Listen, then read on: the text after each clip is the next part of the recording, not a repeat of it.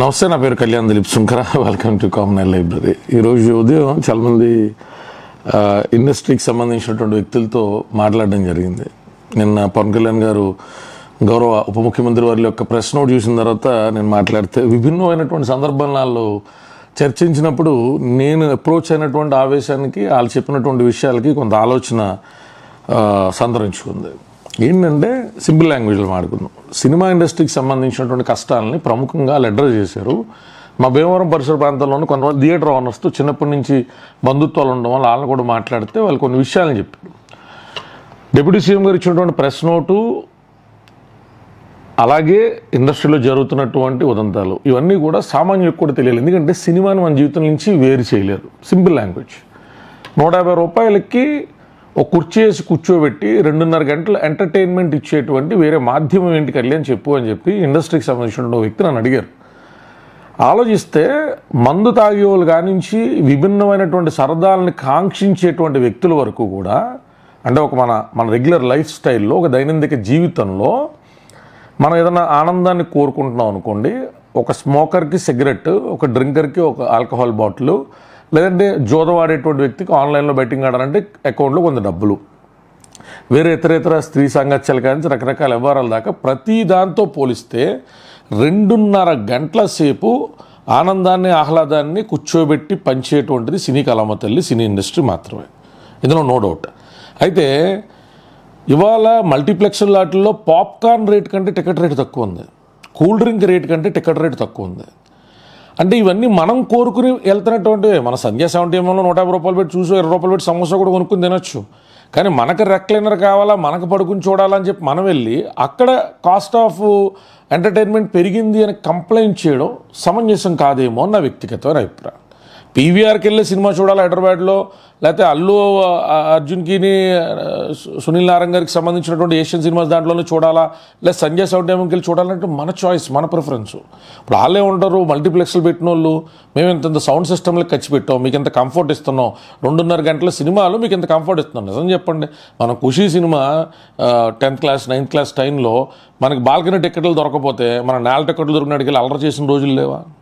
Cinema is important. మల్కీపురానికి సంబంధించిన ఆ చుట్టుపక్కల ఉన్నటువంటి ఒక థియేటర్ ఓనరు, మొన్న నాకు తెలిసినటువంటి ఇండస్ట్రీలో ఒక వ్యక్తి అక్కడికి వెళ్తే ఆయన పిలిచి కూర్చోబెట్టి, నాని హిట్ 3 సినిమా వచ్చి మమ్మల్ని బతికించేసిందండి బాబు, అయితే ఈ టైంలో ఈ సీజన్లో థియేటర్లో మేము కళ్యాణ మండపాలు చేసుకోవాల్సిన పరిస్థితి అని చెప్పినటువంటి సందర్భాన్ని నాకు ఆయన దృష్టిలో పెడితే, అన్న అదేంటన్నా సంవత్సరానికి ఒక 20 సినిమాలు ఒక 30 సినిమాలు మనం టకటకమంట చేసుకుంటే వెళ్ళలేవా అన్న అంటే, కళ్యాణ్ ఓ పక్కన ఓటీటీలు, ఓ పక్కన ఐపీఎల్లో, రకరకాల అంశాలన్నిటి చుట్టూ కూడా సినిమా ఇండస్ట్రీ అనేటువంటిది మందే కాదు యావత్ భారతదేశానికి సంబంధించి కూడా అష్టదిగ్బంధనంలో ఉంది. కాబట్టి మనకి హిట్ అయ్యేటువంటి సినిమాల శాతం ఎంత అని చూసుకుని ఆ హిట్ అయ్యే సినిమాల మీదే ఒక థియేటర్ ఓనర్ బతికినా, ఆ థియేటర్ మీద బతికేటువంటి అంటే అసంఘటిత కార్మికులు అంటాం కదా, అంటే ఇప్పుడు సైకిల్ స్టాండ్ నడుపుకునే వ్యక్తి ఉంటాడు, సమోసాలు అమ్ముకునే వ్యక్తి ఉంటాడు, లేకపోతే అక్కడ టాయిలెట్స్లో నాఫ్థలిన్ బాల్స్ వేసే వ్యక్తి ఉంటాడు, ఆ వేసే బాల్స్ని అమ్మేటువంటి వ్యక్తి ఉంటాడు. వీళ్ళంతా అసంఘటిత కార్మికులే, వీళ్ళకేం సంఘాలు ఉండవు, వీళ్ళు మనం ఆర్గనైజ్డ్గా ఉద్యోగాలని చెప్పి గుర్తించేవి కాదు, కానీ జీవనోపాధి దాని మీద ఆధారపడి ఉంటుంది. మరి ఇట్లాంటి వ్యక్తులందరికీ సాధక బాధకాలు నెంబర్ ఆఫ్ సినిమాస్ అంటే చూడు, ఇప్పుడు ఈటీవీ విన్ ఉందండి, ఈటీవీ విన్లో శివాజీ గారిది ఒకటి హిట్ అయింది సిరీసు, అలాగే మొన్న అక్కినేని నాగార్జున గారు వాళ్ళ మేనల్డ్ అక్కినేని సుమంత్ గారిది ఒకటి హిట్ అయింది. అంటే మంచి ఇలాంటివన్నీ మళ్ళీ థియేటర్కి రిలీజ్ ఎందుకు అవ్వు అని అడిగాను అనుకో, ఎన్ని థియేటర్స్ అని అలొకేట్ చేస్తాం, థియేటర్కి ఆడియన్స్ ఈ సినిమా ద్వారా వస్తారా, కమర్షియల్ ఎలిమెంట్స్ వాళ్ళు కోరుకునే ఉన్నాయా, ఇప్పుడు డిఫరెన్స్ అయిపోయిందండి. మనం ఈ బాధలను అర్థం చేసుకోవాలా. ఓటీటీలో మనకు నచ్చే సినిమానే థియేటర్కి వెళ్ళి మనం చూస్తే చాలా మనం అష్టవంకర్లో కూడా మనం గుర్తించి మాట్లాడుతూ ఉంటాం. సో ప్రేక్షకులుగా మన టేస్టు మారింది, ప్రేక్షకులుగా మన కల్చర్ మారింది, మన జీవితాలు, మన సాధక బాధకాలు మారినాయి. ఒక యూనిట్ టైం పెట్టుకుని ఫ్యామిలీతో సినిమాకి వెళ్ళి ఎంటర్టైన్ చేసే పరిస్థితులు తగ్గినాయి. పిల్లం ఒక టైంలో కూర్చొని సినిమా చూస్తే కొడుకో టైంలో చూస్తున్నాడు, పిల్లల టైంలో చూస్తున్నారు అదే సినిమా. అందరూ కలిసి కూర్చొని చూసే సౌలభ్యత ఈ ఉరుకుల పరుగుల జీవితంలో తగ్గిన మాట వాస్తవం. మరి ఇలాంటి టైంలో అటు థియేటర్స్ని కాపాడుకుంటూ, అటు ఇండస్ట్రీని కాపాడుకుంటూ మనందరి మీద ఉంటుంది. ఇండస్ట్రీ అంటే ఇండస్ట్రీ పెద్దలు ఎవరు, చిరంజీవి గారు వస్తారు, సురేష్ బాబు గారు వస్తారు, అల్లు అరవింద్ గారు వస్తారు, దిల్ రాజు గారు వస్తారు, అంటే ఇలా కాదు కదా. ప్రేక్షకుడిగా మనం కూడా మన తెలుగు సినిమా కల్చర్ని మనం కాపాడుకుంటూ, థియేటర్కల్ వాచ్ని మనం పెంచుకుంటూ దానితో పాటు మన స్టార్ హీరో సినిమాలకు సంబంధించి కూడా మొదటి రోజు పైరసీలు ఏంటండి? ఇప్పుడు మనం గ్యారంటీ ఇవ్వగలుగుతాం, హరిహర వీరమల్లు మొదటి రోజు హెచ్డి క్వాలిటీ రాదని మీరు చెప్పగలుగుతారా? నేను 100% చెప్తున్నా. అది ఇంటర్నల్. అంటే నేను ఇది ఎందుకు అడ్రస్ చేశానంటే, ఇన్ని దరిద్రాలు పెట్టుకుని మళ్ళీ ఇండస్ట్రీలో రాజకీయం ఏంటి సార్? ఇక్కడ నేను పవన్ కళ్యాణ్ గారి సినిమాకి సంబంధించి ముందు బంద్ అని చెప్పారా, తర్వాత మళ్ళీ వద్దనుకున్నారా, తర్వాత ఈయన ప్రెస్ నోట్ ఇచ్చారు, వీటి గురించి మాట్లాడట్లా. వాస్తవానికి పవన్ కళ్యాణ్ అనేటువంటి వ్యక్తి సినిమాలు గతం నుంచి మనం చూస్తే కొన్ని సందర్భాల్లో 30 నిమిషాల సినిమాలు, 40 నిమిషాల సినిమాలు రిలీజ్ చేసేసిన సందర్భాలు ఉన్నాయి. తర్వాత బ్లాక్ బస్టర్ లేని సందర్భాలు ఉన్నాయి. ఆ మనిషి మీద టార్గెట్ ఉంటుంది. ఎందుకంటే ఎక్కడ ఎవడైతే లొంగడో అట్లాంటి మనిషి మీద నేరుగా ఫైట్ చేయలేనటువంటి ఎన్నో శక్తులు కలుస్తాయి. అవి ఆ మనిషి పతనాన్ని చూసేదాకా కూడా వదలకూడదనేటువంటి తీక్షణమైన దృష్టితో ఉంటూనే నోటుతో నవ్వుతూ నుదుటితో ఎక్కిరిస్తాయి. ఇది ఎవరో అతీతులం కాదు. The tallest trees and the straight trees are cut down first. అవే ముందు నరికేస్తారు. ఏవైతే నిఠారుగా నుంచుని ఉంటాయో, బలంగా నుంచుని ఉంటాయో వాటినే ముందు నరుకుతారు. వంకర టింకరగా ఉన్న వాటిని నరకరు. ఇది మనందరికీ తెలిసిన విషయం. సో పవన్ కళ్యాణ్ అనే వ్యక్తి మీద ఈరోజు జరిగిన దాడి గతంలో నేను ఇందులో రాజకీయాలు మాట్లాడదలుచుకోవాలి. ఎందుకంటే గతంలో జగన్మోహన్ రెడ్డి గారు గౌరవ ముఖ్యమంత్రి పొజిషన్లో ఇండస్ట్రీ వాళ్ళు వచ్చి కలవలేదు అని ఆయన అహం మీద తీసుకున్నారు. చుట్టుపక్కల వాళ్ళు చెప్పారు. చిరంజీవి గారు వెళ్ళారు, దండం పెట్టారు అనేటువంటి ఆ రోజు నుంచి ఈ రోజు దాకా అఫెన్సివ్గా ఉండేటువంటి విషయం. మరి ఈరోజు చంద్రబాబు నాయుడు గారిని కూడా కలవలేదు అనేటువంటి సంగతి నేను ఉప ముఖ్యమంత్రి వర్యులు దాంట్లో మెన్షన్ చేస్తే తప్ప నాకు ఆశ్చర్యం అనిపించింది. అదేంటి ప్రాక్టికల్ ఒరిజినల్గా మాడుకుందండి. ఇండస్ట్రీలో సామాజిక వర్గానికి సంబంధించినటువంటి వ్యక్తుల దగ్గర అధికమైనటువంటి వనరులు, వాళ్ళకి సంబంధించిన ప్రొడ్యూసర్సు, రకరకాల వ్యక్తులు, ఫినాన్షియల్ ఆస్పెక్ట్ ఎక్కువ వాళ్ళ పాకెట్స్లో ఉంటుందని తెలుసు. మరి చంద్రబాబు నాయుడు గారు వచ్చినప్పుడు సెలబ్రేట్ చేసుకోవాల్సినటువంటి ఆ సామాజిక వర్గ పెద్దలు కూడా మరి కలవలేదు అంటే ఏంటి నాకు అర్థం కాల. నేనేమో వేరే సోర్సెస్ నుంచి వింటా ఉన్న ఆంధ్రప్రదేశ్లో ఆల్రెడీ ఒక 70 ఎకరాల నుంచి 100 ఎకరాల వరకు సినిమా ఇండస్ట్రీ వాళ్ళకి అలాకేట్ చేశారని, కొంతమంది కార్డులే కూడా ఇష్యూ చేశారని. Subject to correction, this have to be verified. నేను జస్ట్ హియర్సే మాటలను ఎండార్స్ చేసి మాట్లాడగా నేను వింటా ఉన్నా డిఫరెంట్ సోర్సెస్ నుంచి ఇన్ఫర్మేషన్.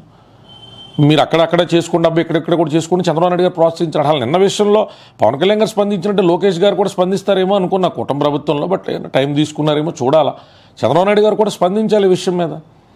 ఇండస్ట్రీకి సంబంధించి సహకరించేటువంటి పాజిటివ్ ఉద్దేశం ఉన్నప్పుడు ఆ సహకారం పెద్దలు అందుకోవడానికి ఇంట్రెస్టింగ్గా లేరా, లేదా అక్కడ ఒకటి ఉంటే ఇక్కడ ప్రజలుగా మనకోటి అర్థమవుతుందా?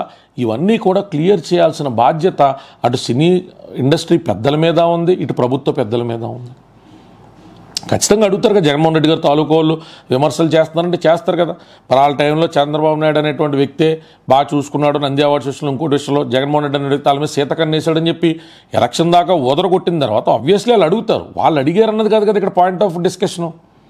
ఇక్కడ పాయింట్ ఆఫ్ డిస్కషన్ నిజంగా థియేటర్స్కి కన్సర్న్ ఉంటే థియేటర్స్ యాజమాన్యాల్లో వాళ్ళ తరపున ప్రతినిధులు. నేను ఒక మంచి పాయింట్ రాశారు పవన్ కళ్యాణ్ గారు. ఇక్కడ వ్యక్తులుగా కాదు, ఇకపై సినిమా కళామతలు ఇండస్ట్రీకి సంబంధించినటువంటి రిప్రజెంటేటివ్స్గా వచ్చి ఏమంటే మేము ఇండస్ట్రీని రిప్రజెంట్ చేస్తున్నామని అందరూ కలిసికట్టుగా వచ్చి పరిష్కరించుకోవాల్సినటువంటి సమస్యలు మేము సిద్ధంగానే ఉన్నాం, కానీ మీరు రాకపోతే ఎలాగనేటువంటిది కరెక్ట్ పాయింట్.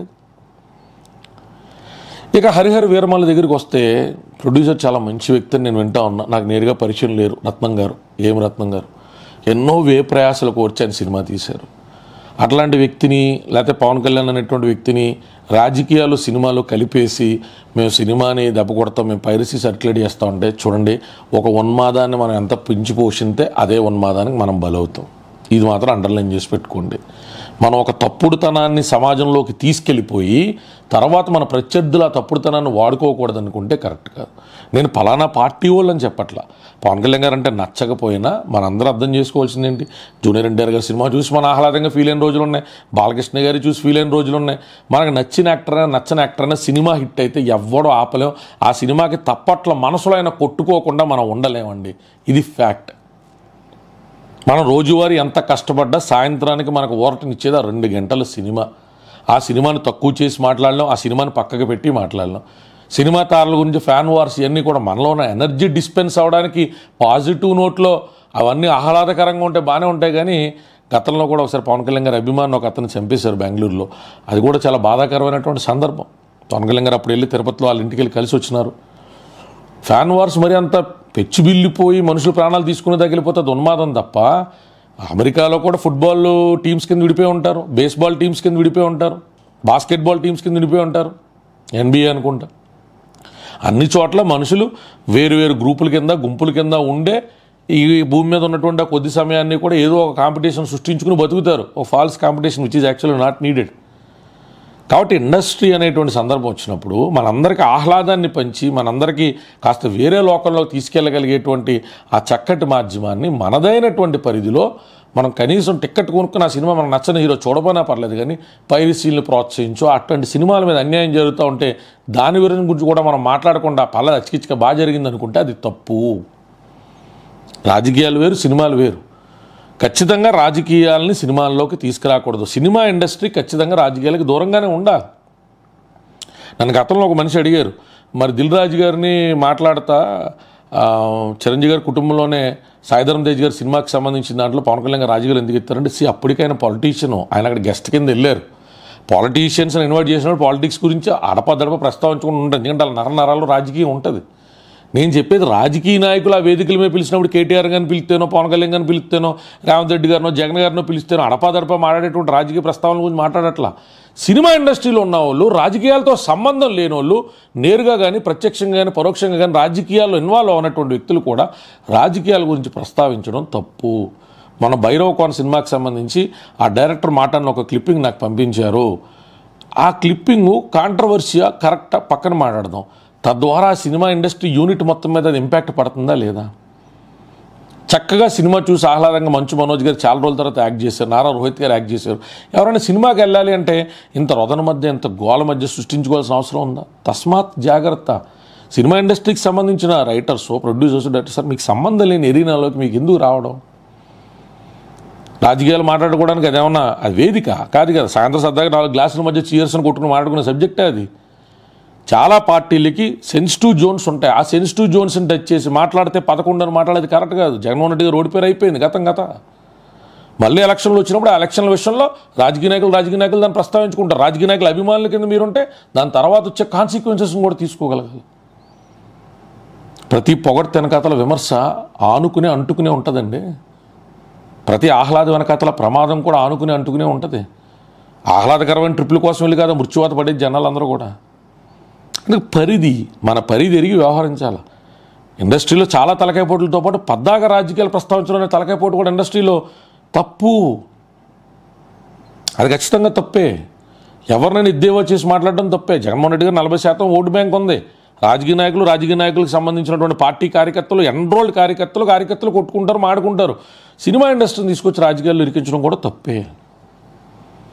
అలాగే హరిహర వీరమల్లుకి సంబంధించి ఖచ్చితంగా కాంట్రవర్సీ క్రియేట్ అవుతుంది. అవును అనుకున్నా కాననుకున్నా ఆయన డిప్యూటీ చీఫ్ మినిస్టర్ కింద వాళ్ళ బ్రదర్ ఎమ్మెల్సీ కింద ఉండి ఆయన పార్టీ 21 మంది ఎమ్మెల్యేలు ఉండి 20 మంది ఈయనతో కలిపి 21 మంది ఉండి ఎంపీలు ఉండి రాజకీయంగా ఒక వెలుగుతున్నప్పుడు ప్రత్యర్థులు దాడి చేయకూడదని ఆశించడం తప్పే. కానీ జరుగుతుంది. ఈ రోజుకి ఆపగలుగుతున్నావా? కానీ ఇది ఒక హరిహర వీరమల్లి సమస్యగా చూడకూడదు. హరిహర వీరమల్లి చేయాల్సిన డ్యామేజ్ చేస్తారు. ఫస్ట్ రోజు ఇంటెన్షనల్గా దాన్ని ఫ్లాప్ టాక్ స్ప్రెడ్ చేసేటువంటి బ్యాచ్ ఉంటారు. ఈ పాటికి బోలు సోషల్ మీడియా అకౌంట్స్ బోలు సంబంధించిన ఎంతో సరంజామా ఉంటుంది. ఒక సూపర్ స్టార్ సినిమా రిలీజ్ అవుతుందంటే, ఎస్పెషల్లీ రాజకీయాల ఫ్లేవర్ ఉన్నటువంటి వ్యక్తి రిలీజ్ అవుతుందంటే బోలు టీమ్స్ ఉంటాయి. అవన్నీ దాటి పుష్పాలా కొట్టారనుకోండి, అది వేరే విషయం. రీసౌండ్ వచ్చినట్టు కొడితే అది వేరే విషయం. సినిమా బాగుంటే ఎవడ ఆపగలుగుతారండి? ఎవడ ఆపలంగా సినిమా బాగుంటే మనం ఆపగలుగుతాం? భీమ్లా నాయక్ ఉంది, నాకు ఫస్ట్ అండ్ బెస్ట్ ఎక్స్పీరియన్స్. ఎవరెన్ని మాట్లాడినా, ఎవడెన్ని కమర్షియల్స్ మాట్లాడినా, ఎవడెన్ని నెంబర్స్ చెప్పినా, ఎవడేం చెప్పినా నాకు నచ్చిన ఎక్స్పీరియన్స్ నాకు ఇంపార్టెంట్. పవన్ కళ్యాణ్ వ్యక్తి లుంగి కట్టుకునేలా చేతిలో ఉన్నటువంటి ఆ బాంబులతో అవతల విలన్కి ఇచ్చేటువంటి వార్నింగ్ కానీ bold scenes, goose bump scenes నాకు నచ్చింది. అది వ్యక్తిగతం. సినిమా నచ్చడం అనేటువంటిది it is an individual personal experience. మొన్న నేను అనగానే సినిమా చూసాను సుమంత్ గారిది. ఒక 10-15 మినిట్స్ ఒక 10 నిమిషాలు ఏడు పాపుకోవడం కష్టంగా ఉంటుంది. అతను క్యాన్సర్ అనేటువంటిది డిటెక్ట్ అయ్యి రాణి అమ్మ అని చెప్పి తన అనాథాశ్రమంలో పెంచిన ఆవిడ దగ్గరికి వెళ్తే అక్కడ జరిగే కన్వర్సేషన్ కానీ తర్వాత కానీ గుండె ఖచ్చితంగా బరువెక్కుతుంది. నేను ఇంకో ఫ్రెండ్కి చూపించాను, ఇందులో ఏముంది అన్నాడు. అది అతని ఎక్స్పీరియన్స్. నేనేం చేయగలుగుతాను దానికి? ఒక్కొక్క సినిమా మనకు నచ్చుద్దండి, అందరికీ నచ్చాలని లేదు కదా. ఇప్పుడు నాకు ఎప్పుడు చిన్నప్పటి నుంచి సోషల్ ఫ్యాంటసీలు అద్భుతమైన ఫ్యాంటసీ సినిమా ఏంటంటే నాకు భైరవ దీపం బాలకృష్ణ గారిది. చాలామందికి అది నచ్చపోవచ్చు. నేను సరదా చూస్తాను. అజిత్ 365 చూస్తాం మనం. అది మన ఇష్టం. అది మన పర్సనల్ ఎక్స్పీరియన్స్. ఇప్పుడు చాలామందికి ఆచార్య సినిమా నచ్చలా, నాకు అందులో రామ్ చరణ్ గారు చిరంజీవి గారి ఫైట్ సీన్ నాకు చాలా ఇష్టం. అది నా వ్యక్తిగతం. అది ఎవరికి నేను రుద్దలేను. కాబట్టి మనం దయచేసి జరిగే దాష్టికాలు జరిగే దాడులు ఎలాగ జరుగుతాయి కాబట్టి మనందరం ఆలోచించాల్సింది, ఆకాంక్షించాల్సింది, ప్రజలుగా మన సైడ్ నుంచి చెప్పాల్సింది థియేటర్ ఓనర్ సమస్యలు ఉంటే ఖచ్చితంగా పరిష్కారం అవ్వాలా, మంచిగా కోరుకోవాలా. మనం మళ్ళీ థియేటర్కల్ కల్చర్ చూడాలా. మన చిన్నతనంలో ఇంటర్మీడియట్ వరకు ఇంజనీరింగ్ వరకు చూసినట్టు ఆ థియేటర్లో ఆ కోలాహల డప్పులు ఆ దండలు ఆ గ్రాండియర్ మళ్ళీ మనం చూడగలగాలి. ఎంతోమంది దాని మీద బతకగలగాల ఆ ఇండస్ట్రీ మీద. ఓటీటీ కల్చర్ అనేటువంటిది ఎప్పుడూ మెయిన్ సినిమా థియేటర్కల్ సినిమాకి సబ్సైడింగ్గాను సబ్పాత్గానే ఉండాలి తప్ప ఓటీటీ మెయిన్ పాత్ అవ్వకుండా చూసుకోవాల్సిన బాధ్యత ప్రజలుగా సినిమా ఇండస్ట్రీతో సంబంధం లేకపోయినా మనందరి మీద ఉంది. మనందరం ఆలోచించాలి. ఖచ్చితంగా మనం ఎత్తుక్కుంటే మన యువతలు కానీ అవతలు కానీ ఎవరో ఒక కుటుంబ సభ్యులకు సంబంధించిన వాళ్ళు ఇండస్ట్రీతో నేరుగానో ప్రత్యక్ష పరోక్షంగానో ఖచ్చితంగా కనెక్ట్ అయ్యే ఉంటారు. కాబట్టి పెద్ద మనసు చేసుకుని గౌరవ ఉప ముఖ్యమంత్రి గారు అలాగే ముఖ్యమంత్రి గారు నారా లోకేష్ గారు కూడా సినిమా ఇండస్ట్రీకి సంబంధించినటువంటి పరిష్కారాలు ఈ టెన్యూర్లో ఖచ్చితంగా చూపించాలి అని, ఈ టెన్యూర్ పూర్తయ్యే టైంకి ఇండస్ట్రీలో సాధ్యమైన సమస్యలు సాల్వ్ అవ్వాలి అని, అలాగే ఇండస్ట్రీ అటు తెలంగాణలోనూ ఉండాలా, ఇటు ఆంధ్రాలో కూడా అంతే అందంగా ఆనందంగా ఉండాలి. కాబట్టి ఏదన్నా మనకి ల్యాండ్స్ ఉంటే గవర్నమెంట్ ల్యాండ్స్ అంటూ అలొకేట్ చేసి స్టూడియోలు కట్టేటువంటి విషయం కానించి జీవనోపాధి పెరుగుద్దండి.